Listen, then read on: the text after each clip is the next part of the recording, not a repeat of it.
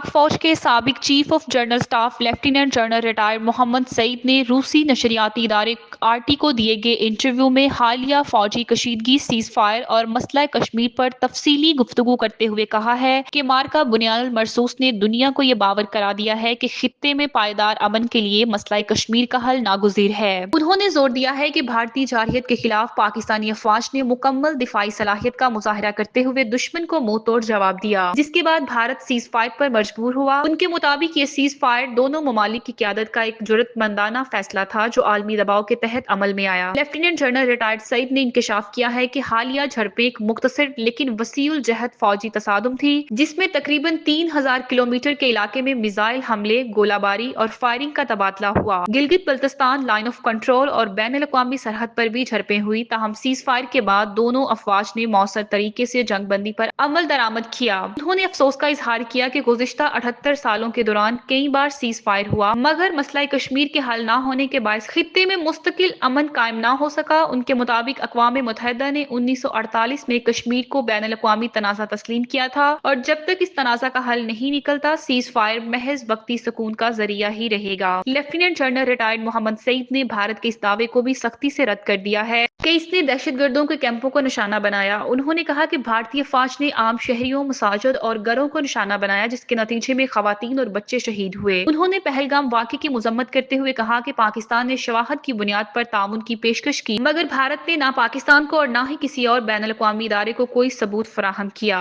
उन्होंने सवाल उठाया कि अगर भारत वाकई तफ्तीश कर रहा है, बैन अवी कानून की रूह से बगैर किसी तहकीक के हमला कैसे किया जा सकता है। उनका कहना था कि भारत ने माजी में भी पठानकोट, उड़ी और मुंबई हमलों का सहारा लेकर झूठे बयानिए गढ़े और शफाफ तहकीकात से हमेशा इनकार किया। अगर भारत सच पर है तो आरटी जैसे गैर जानिबदार इदारे को खुद जमीनी हालात दिखाए ताकि दुनिया असल हकीकत जान सके।